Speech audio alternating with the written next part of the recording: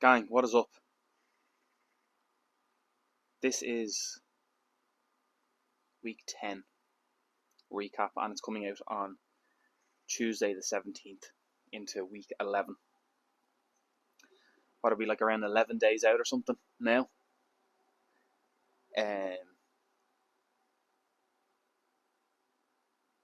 Not going to lie to you, I'm not as chirpy as I have been. And this is certainly far from one of those videos that, I'm not trying to, I don't even know what I'm trying to fucking say. It's not one of those boo-hoo videos. It's just, I completed that 36.6 kilometer train and run. Pretty much 2/3 of the race, as I alluded to in the week 9 recap there. And again, as stated, I certainly will have responded to the messages prior, but you'll probably understand why. Just, it's been late. But just a couple of things flagging in before that run on the 36. I had a bit of an niggly left calf, nothing too mad. It was just like one of those kind of things where it's like I'm aware of it, but it wasn't stopping me from running. And then also on top of that, I've been flagging a couple of like symptoms of just like illness or whatever, so tickly throat, blocked up nose and stuff like that. And I completed that run, but I think with everything that I added with pressure personally from completing it, and just that whole pent up energy all for that one training run, that really and truly when I completed it, it should have just been like a full run of enjoyment. I think I just put too much pressure on myself, and over the course of this week, and certainly after the next 3 days, so like the Sunday, Monday, Tuesday, after that run, I was just fucked is the only word I can describe it. My body just said, yep, Jack, that is your maximal amount of dosage that we can take. We're kind of going to go into a bit of an overdrive here. So my left calf just flared. It was pretty sore to walk on. Like I couldn't pinpoint. I originally thought it was behind my knee, and then the next day, which would have been the Monday, I felt it on the top of my left calf. So, it was fairly tender, and then actually one of the heads of the hamstrings as well, coming into the back of the knee, was also a bit sore. So probably just a little tweak. So I had to get a bit of a mileage in the following day, and I just couldn't. So that was one way of my body telling me, like, okay, we've kind of met a bit of maximum. And then all of a sudden my body was just drained. I got like a real tickly throat. I was bunged up. Ears were killing me. Everything. I was just fucking wiped. And on top of just feeling sick and all that bullshit that comes along with it, I started to feel sorry for myself. So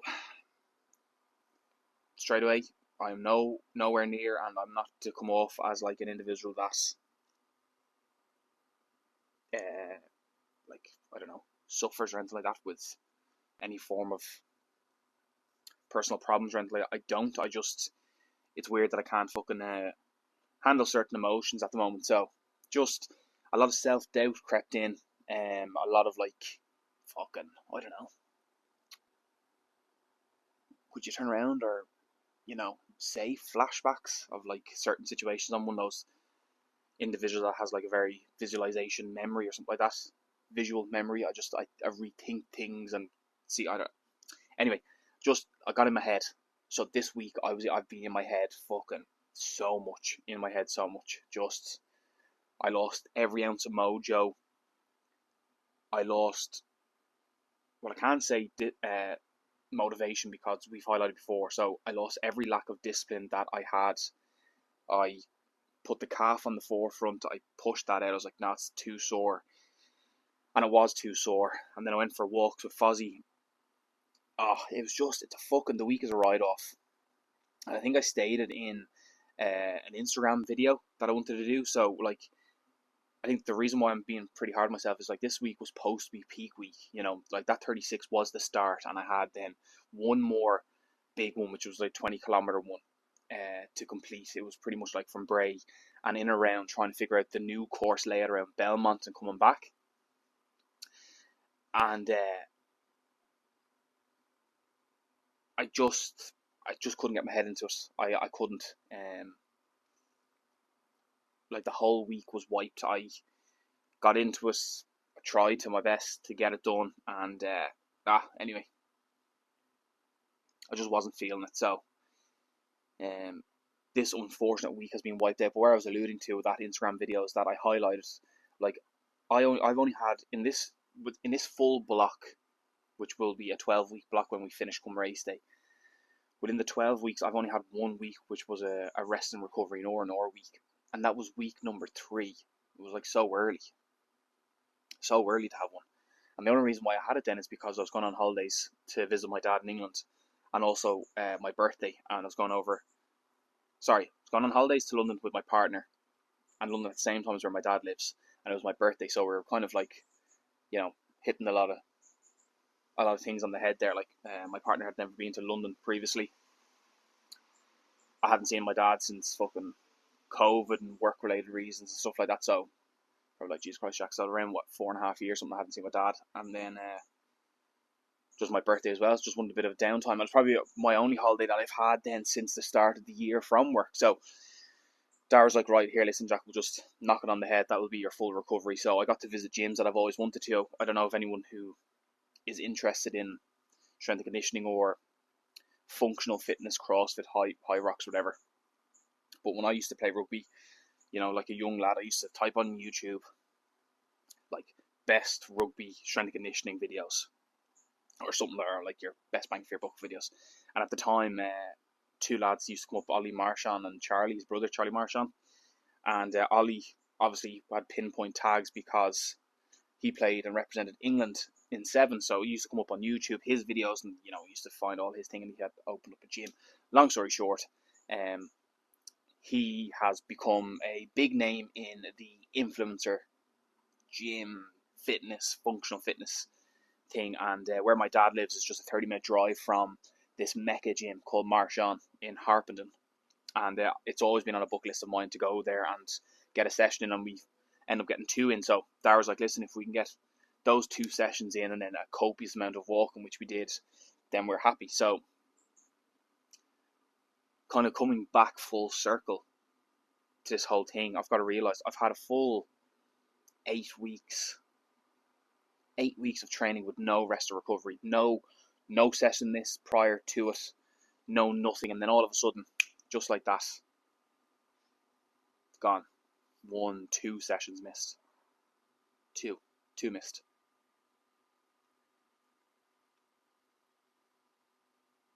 Yeah, I don't know. I'm kind of doing this video at the same time, thinking like I'm just doing it for a reason. Like I'm just trying to keep up the vlog thing. Usually these videos are just for me to fucking brain dump and just get all shit out, but don't want to come across that fucking fella that's in his own head. I'm not in my own head, but maybe I just self-doubt just fucking creeping in. So bollocks anyway. So yeah, whole open honesty, week 9 just hasn't been a week. I got 1 run in on Saturday. My partner came back from her work, so she moves away Monday to Friday. She has been doing it for the last 5 weeks. This will be week 6. She's done it in the last week, but like she's for the first time in 2 years, she's moved, like work related and moved out. So maybe there's loads of different little fucking things.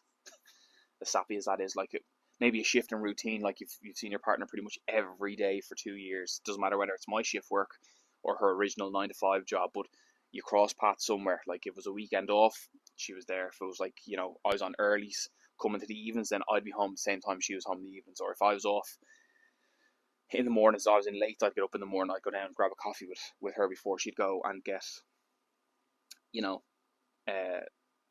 transport into work. It weird. So maybe it was like small things like that, and then that's been a bit of a struggle, and then just the amount of training has been a bit of a struggle as well. So just a load of things coming back and forth. So Saturday when she came home, we got a run in, and I felt fucking great. I brought the dog. I don't know if I can get a video. If I can, I'll put a video of me running with the dog here somewhere, if it works. We got a couple of mileage in around Kildare, me, my partner, and my dog Fozzie, and just the fucking, don't know, my headspace just changed all of a sudden. It was great. Yeah, it was weird, bloody weird. Well, not weird. They say movement's medicine. So anyway, I'm not. Let's ramp it up a bit. Fucking feeling sorry for myself. So that was week 9. Nothing to report, bar that the 36-kilometer run fucking fleeced me. It knocked me for every way that you can think of. Self-doubt, emotionally, physically, everything just out the window. So I think I'm at that point where, like, if it's a stimulus, I'm like fight or flight. You know, I want to be in that fight. I want to be in that dog fight. Just put me in the fucking thing, get me pent up, and let me get going. I don't want to be in that flight where I'm like, oh, you know, I'm just too much time in my hands. So, yeah. So today anyway, is week 11. I'm getting back on the horse. I've got around a 10-kilometer run to do today. And to answer your question, Dylan, that I saw the running part into Joust, I'm not too sure now what has changed. So I've been looking at people's videos on Instagram, that I've seen that have been doing like recce runs or whatever.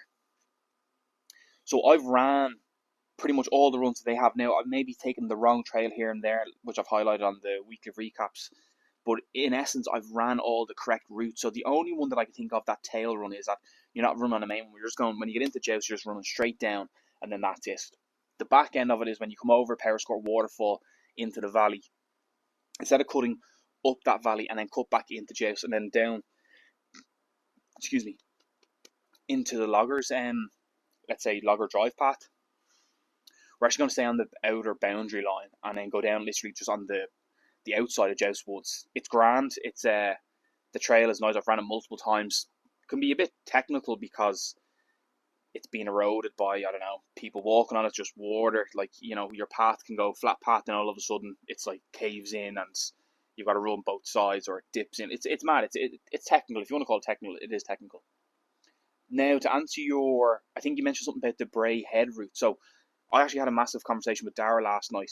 We're actually planning next year, so not to get too far ahead of myself, like, because the irony of that, me just spouting there 10 minutes about like fucking how last week has wiped me and stuff and lost my bit of my mojo, but I'm that individual that I just have to keep going. I've got to think, that's what I said, fight or flight. I'm either all in, just go, or too much time in my hands and I start to fucking think like, oh, I'm done. So we were chatting about next year, but we're not going to get into it, but the chat was about that.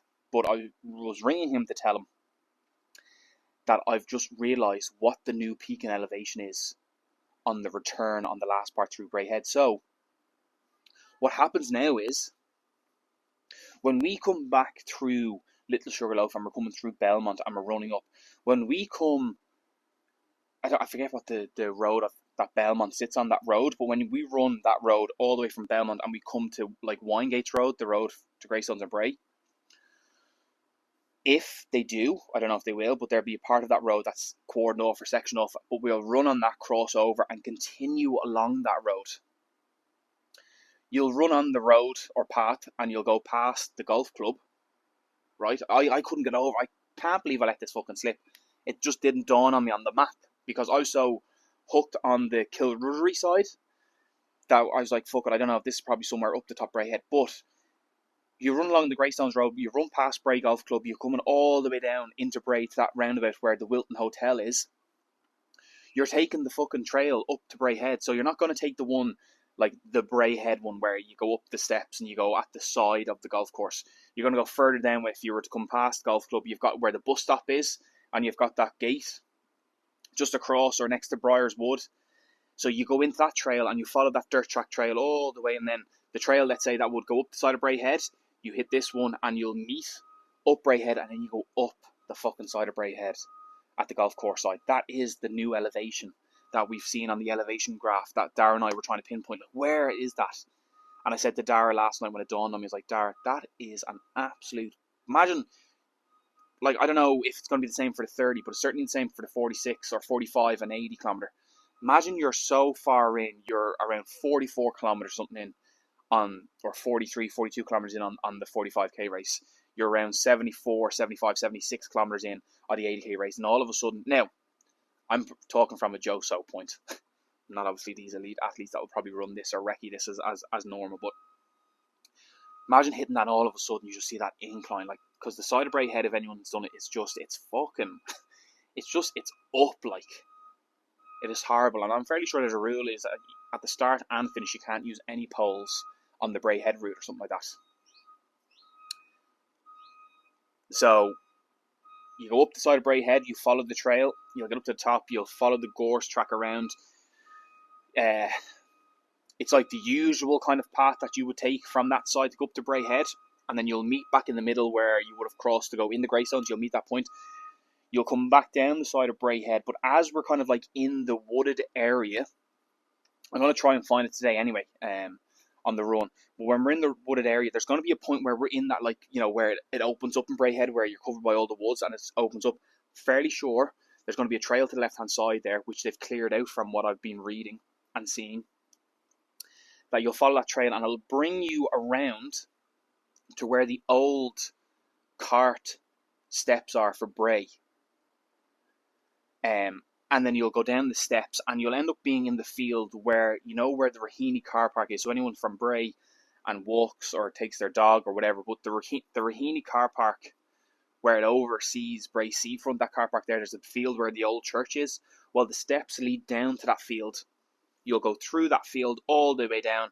You'll take a bit of a detour through the car park, meet the concrete path that runs down the side of Bray Head, and you're on the home stretch. That is the new return route on the 45 and the 80 kilometer routes. So the only thing that I haven't trained, or if we want to be runner terms, recce'd, is the route within Culdry. Still trying to figure that out. I've noticed that, I think I alluded to last week, that when we come back off the Sugarloaf, the Great Sugarloaf, when we come off the back, we'll be running right on the main road and over the actual bypass. We don't go back over the pedestrian road, you go the opposite way, and we go up, I forget what the road is, but I do believe that's going to be a bit of a naughty incline as well. So yeah, so hopefully, Dylan, that answers your question there, and again, thank you for your comments and your support, and again, Joan as well, thank you very much. Hopefully I'll get this trot in and to say I am feeling ready. Hopefully I will be ready. And that's really the week 10 recap. Thought this one was going to be another short one, but it's not. But I'm going to make it longer because I thought I may as well, have the gear to kind of show you guys what I use. Anyone who, you know, trail runs, and Yusuf, I'm kind of the individual, like, I'm kind of either all in on certain things in relation to gear wise, or if I listen to people, then I'll listen to people. So I kind of have one guy, I don't know if he watches these, I talk to him a handful of times on Instagram. I used to coach him in the gym and then just picked his brain. I was in awe when he first came into the gym, and he was like, oh, I'm a runner, and then he was telling us about what he does. So Damien is his name, Damien Conway, and his friend Sean joined the gym, and these boys just run mileage for the crack, like. And Damien actually finished the Kerryway Ultra there the other day. Last weekend, we came 490 kilometers. So I messaged him. I'm like, Damien, what's the story? I talked to him about poles. I talked to him about shoes. He was telling me, and I was like, what about the actual gear, the backpacks? Like, I was looking at Solomon, and I was like, I was going to invest in a Solomon pack. And he's like, Jack, if it's your first time ever, blah blah blah. He's like, I used stuff from Decathlon. So he's like, you'll get away with using the Decathlon backpack. I was like, okay, fair enough, no problem. So I was like, right, well, if he's a fella that's fucking running big mileage, like for instance, he ran the Kerryway Ultra and he's using Decathlon bag, it's not really going to break your bank. I was like, right, well, I'll go out and I'll buy stuff. So for this first ever run, for this ever trail run or ultra, everything that I will have on me is pretty much Decathlon. So hit me up with a sponsor, Decathlon. No, I'm joking. The only thing that I've invested in is shoes, and I will always invest in shoes. I don't think you can. I think, like, work shoes, I'll invest in a good pair of shoes, because what I do is with my shoes, I wear them to fuck. The runners that I used before this YouTube series even started, and I bought my new runners, I had these Asics, neon orange, and I had these from when I was in transition year in Prez. I fucking left Prez in 2014, meaning that 2013, 2014, 2012, 2013. So 2011, 2012 was my fourth year. So from 2011 to this year, I had the fucking same Asics shoes that I had when I was in transition year. And I used them for my Bray Head runs, my Tick Knock runs, the Ferry Castle Loop. I ran Kilrury in them. And then I bought New Balance and all that type of stuff, and I started to invest more. So I was like, I wear my shoes. Now, I might not wear them correctly because the ones that I had originally were road and they weren't trail, but I wear my shoes. So when I go for shoes, I will invest in my shoes. I don't really kind of, justifiably, if they're over €200, I might have to have a fucking talk to myself and say, here, Jack, €200 is a bit steep for a pair of shoes. But if I can justify it because, you know, it's something that I do now, I'll do it. But the ones that I have here, the New Balance, I caught them at a great price, and I use Hoka's, and Hoka's were a birthday present for my mum, and they're around £160, around €180, something like that. So let's get into a bit of gear while I have them, because they're just on the table. Poles, Decathlon poles. I mean, I don't really know too much. I've got a feeling maybe when you invest in poles over the time, I was actually at an outdoor store there just looking, but there's poles there that are for like 30, 60, 80, €100. I've got a feeling it could be the materials that are used, the weight of them, the handles, the grips. I've got a feeling that's why the prices will go up. So I just bought these. I think they were 20 quid from Decathlon, and I use them. The only downside to it is I don't have a pouch for them. So every training run that I've been running, I've been holding them like this, which can get a bit annoying at times. So maybe, hopefully, if I get paid in the right time just before the race, I might go out to Decathlon and see if they've got a pouch that I can put in the back, so I can do them that way. So I can just free up my hands as such. Because I've kind of noticed that I only kind of really do use them on certain portions, and I'm just fucking holding them run. So poles, Decathlon, nothing mad, nothing major. They're great. They're light. I personally think they're light, and they do the job. So that's them. And let's now go from the feet up. So my original shoes that I used were my New Balance. Okay, now that's on my face, so I'm probably not going to zoom in correctly. So New Balance, these are fresh from, I think they're called Hero 7s. Yeah, fresh from Hero, I think they're 7s, I think, I'm not too sure. These are the dog's bollocks. So any shoes that I have used for running, I try and make sure that they've got the collaboration of the Vibram sole. These are great, very light. They've got a toe box protection there, which is great, because there's been many times now where I've gone for a little fucking tripperoonie and stubbed my toe, and they do the job. But I just knew when I started this training phase that I'm going to have to get another pair, because I couldn't really wear the shit out of them. The good thing about them is they still got a good bit of their grip on them, so I don't wear them. I usually, as I said, wear my shoes out the fuck, and I ruin them because I've got my Hoka's. I think they're Speedo 5s, but like, look at these. Like, I've worn the shit out of the sole in these. Look at the toe there, forget the reflection. So I've got grip here, but I've got nothing here, and I've nothing at the side. Might show you that I'm a bit of an outside foot walker. Do you know what I mean? So, love Hoka. When I kind of get a nice footwear that's nice on the foot, I'll wear it to shit. So, they're my New Balance. Love them. A lot of people didn't recommend New Balance, which I was devastated, because I do. I love the shoe. And I also love Hoka. So I invested in the Mafati Speed 4s. They came in very recommended from people. I think they're fantastic. They are like marshmallows on my feet. Again, great grip. Another collaboration with the Vibram. Solid for the ankle. Again, they do have, doesn't specify that they do have a toe box protection, but it is fairly tough and rough around the toe. But maybe with the depth of the sole and stuff, that the toe sits ever so slightly lower. So if I was to stub, I'm probably going to stub it around here and not up here. So I'll be rocking them race day, and I'll also be wearing them today for my run. So Hoka's are what's on the feet. Usually if it's wet and shit like that, I'll probably try and run with them and save them. Can't believe I'm talking about shoes like that, but they are my shoes that I use. Can we use this as a thumbnail? Smile. We'll see. Who knows? So they're on the feet. Job done. Now I'm sitting on a fucking wooden barrel, and it's really, this is my running box. Everything for running is in this.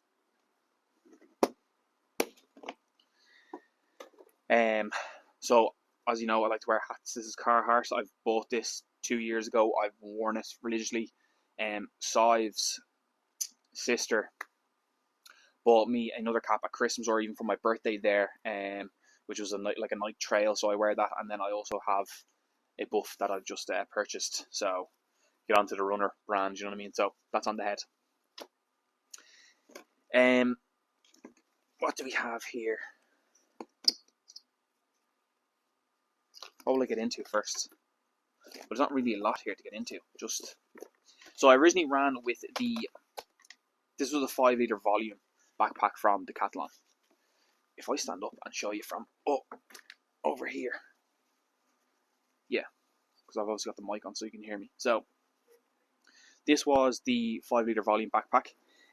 On the pouches in front, it can only hold, well, you probably hold two, but 250ml soft flask in the two front pockets. And it probably holds a 1 litre bladder in the back there as well. It has a little front pocket compartment potentially for your phone, but obviously any nutritional stuff that you want to carry. And they've got a front zip there. I put my phone in the front zip, but if you have your flask in, it's a fairly tight squeeze. So obviously running is running. I get it. And probably these are not designed to be holding, like, let's say phones, because everyone wants to fucking look at content. But if you are someone that likes to run and have your phone at hand, take photos and shit like that, or in case of potentially, or the most important thing to have a phone when you're on a run is in a case of emergency, is that you have it handy. But I just found, especially with the Decathlon vests, their pouches aren't probably the best if they are designed for the phone. If they're not, happy days, then I'm wrong. So that was the one that I was originally running with, but I needed to have a bigger one for fucking sure, because I wasn't able to fit any nutritional stuff in that. So then we went to the big boy.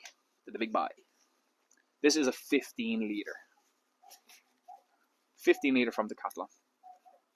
This 15 litre can hold a 2 litre pouch, which came along with it. So it holds a 2 litre bladder in the back. It also can hold two 500 milliliter soft flasks at the front. Now we're getting a bit tight here. Need to just loosen that out so it stops turning. Lovely. Sorry, gang. I've been wondering why the straps have been getting tight, obviously. Cool. So, back to it. Two 500ml soft flasks at the front. Again, another zip pouch here. Bit of water resistance in the pocket. Nothing too mad, put my phone in there. And then I have a load of small pockets at the front that I put my square bars in, my jellies. I put all my gels front pockets. And then any kind of like square bars, jellies again at the front. And then you've got two single pouches at the back. I usually put my bananas or any bananas or other additional nutritional values in there. And then when I run, especially if I've parked up, we've got a big compartment that has kind of like a pocket and then a real nice in-depth pocket holder, and then they've got an internal kind of pocket zip as well. I put my wallet and my phone in there. Usually I bring additional Lucasades and cans of Coke on my long run, so they'll go in here. I put my rain jacket, anything else that I put for along the runs go in there. I did originally put my bananas at the bottom, and I'll never forget, I ran a run up in Sugarloaf and I had a single one, and obviously it was too light that when I was coming downhill the fucking thing bounced out, and I went to grab a banana a couple of kilometers in and nowhere. So race day backpack, 15 litre in volume, 2 litre bladder, two 500ml, and then a lot of storage compartments. With that being said, then I've just like a load of fucking soft flasks. So I've the 250ml soft flasks, two 500ml. I know I needed probably to get more of those, but I wash them religiously so they don't smell as of yet. But I think if we get over the hump of this one and I get into running, I will invest again in a couple of new ones or cycle those every couple of months. So 250ml, because my partner has, I think, even a smaller one than I have, and hers holds a 250ml. So she bought that originally for hers, and then I bought the two 500ml for mine. And then again, I've got the bladder. So that's the 2 bladder, and that's the 1 litre bladder. So that's be a race day bladder. And then any shorter runs, preferably like today, I'll use the litre bladder. And then obviously they come with all the bells and whistles. And what else is in this box of tricks? Oh, and then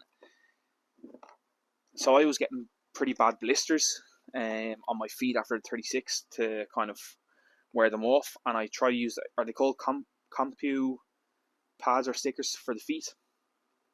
They worked, but they were a bit uncomfortable. And then I don't know if anyone watches Instagram or follows anyone running, but I fell in love with a guy called Andy Glaze. He's an ultra runner, and he's a fucking absolute unit of an individual. Cocodona, the UTMB. I think he's done UTMB now, 5 years in the trot. Potentially asking his wife now to do 6. They're just to name the few off the top of my head, but like he accumulates some serious mileage just per out the week. Like it's nuts. Like for what I've accumulated over 12 weeks, or even Dara said this to me, I've in the space of 12 weeks, or sorry, in the space of all my running so far to date, I've accumulated 346,000 meters plus a bit of short change there, within the space of 9 weeks of running. So, but like this fella Andy Glaze, anyway, he accumulates more. But I've noticed that he uses, probably obviously not kinesiology tape, it's probably something better, but I bought this from Boots, and I had a blister underneath my big toe, and I cut off a size and I wrapped it, and it was fantastic. So I might tape up my toes with the kinesiology tape. It is camo, so when I put it on, you won't see my toes. Ching, that joke. Shove it up your hole, lovely. Kinesiology tape, and then bug spray. I don't think it's ever fucking worked. I just get absolutely eaten alive. I'm the sweatiest individual that you'll ever meet, regardless whether it's warm out like today. Today's roasting, but if it's cold, I sweat. So when those fuckers come about, I just don't really think it does too much. Actually, I lie. I haven't been bitten as bad since I've used it. So now, shove that up your hole again, Jack. Sponsor me by Pyramid Trek. Thank you. And I've got to tell. So gang, that is everything that I run with. Like all my nutrition stuff is upstairs, but I use SIS gels. I use the SIS Hydro electrolyte tabs, one with caffeine, one without caffeine. I use the Cola SIS gels with the caffeine in them. And then all my snacks. I use Aldi wine gums, mini gums, square bars. If I have a bit more money and I'm feeling a bit ballsy, I'll go out and I'll actually buy the proper square bars. I'll buy the proper wine gums, etc., etc. As Dara always takes the piss out of me, I use the Vive Cola from Aldi. A pack of 6 or something for what you probably buy 3 of the normal Coca-Colas. So I use them. I use the Lucasade from Aldi as well as my hydration. And that's really it. That is everything. Gang, I'm not going to lie to you. I feel a lot better now after doing this video and chatting about all the gear. Getting a little bit of a buzz. So I'm probably going to go up now, have a pre-run snack, like a bagel or something. And I'm going to get the run done and just enjoy the rest of this fucking glorious day. I'm going to, hopefully now as we get into the afternoon, so it's 12:15 now, get into the afternoon, the sun starts to come around to the garden when I get home, and I will cut the grass, do a bit of gardening and all of that good stuff and just chill the fuck out. Don't know what I have up there for food. I might make chicken tonight or something. I might have chicken tortilla wraps or something. But yeah, gang, that is it. And again, just check in. I'm off this weekend, so I should hopefully have week 11 done early this weekend. Again, apologies for the late one of this, but it is what it is.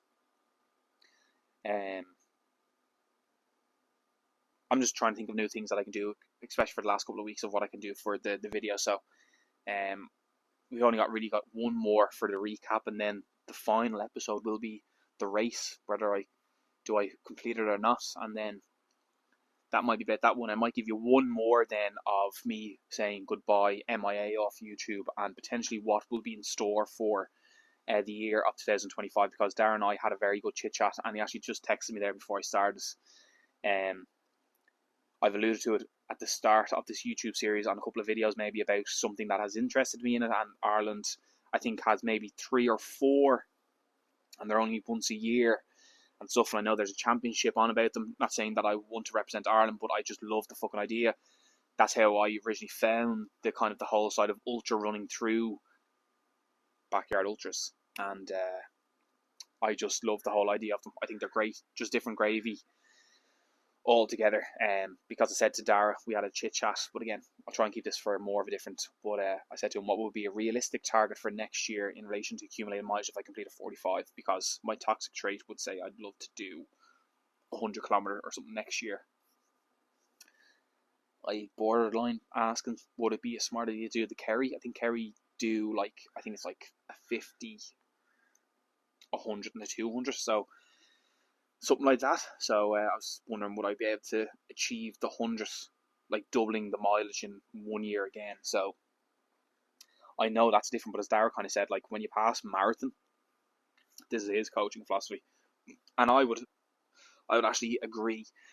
When you're to pass coaching or past the marathon stage in distance, ultra running just becomes a bit of a slogfest. Like, can you just fucking grin and bear it and just get it done? So if that is the case, I think I would have it in me. I just need a bit of character building and get it fucking going, and we'd be laughing. But again, no point thinking about next year when I haven't even completed this one. So that's why I'm going to knock it on the head straight away.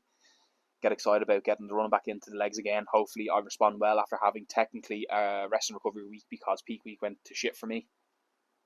And hopefully we respond okay from this 10-kilometer run that I'm going to do now shortly. So, like always, gang, thank you for the support. There's a small group of you guys on here that are always dipping in, and I genuinely, from the bottom of my heart, appreciate it. When you do watch this and you get to the end, don't fucking message and say, hope you're okay, Jack. I'm not looking for fucking a sob story. This isn't for a soppy fucking story. All is good in the hood here. So, as I said, I will always use YouTube just to kind of like vent, because I feel sometimes not a lot of people look at them, so I don't really care who comes along and sees them, because I'm a bit of a nobody in this YouTube world, and I don't push the YouTube as much. I just highlight on my Instagram saying it's now live, bang, and then I get a couple of views on it. I think the most I ever got was, I think it was week 3 when I was running in Kilrudery. Maybe the thumb of the video made it look very good, and I think I got over 300 views or something, or 500 views on it, but every other video has been around 50. So I don't really care about brain dumping on this, because probably people just fucking skip and fast forward and then come to the end or something like that. So and if you do watch the full thing, fair fucking play to you.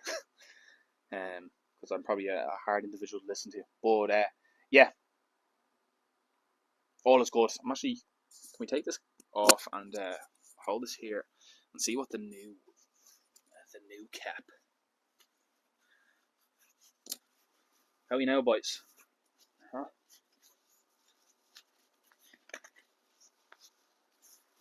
Put up like that. Yeah, love it. I'm gonna run like that. Love it. Yeah, that'll do now. Right up my street. Love it. Right, gang, I'm gonna wrap it up there. Another long one. 40 minutes coming up. Have a great week. I know we're 2 days or a day and a half into it. Have a great week, and I'll try and catch you at the end of the week. Thank you, and good luck. Green light. Yeah, we're still on. Imagine I recorded all that and I didn't catch it. Jesus. Thank you very much.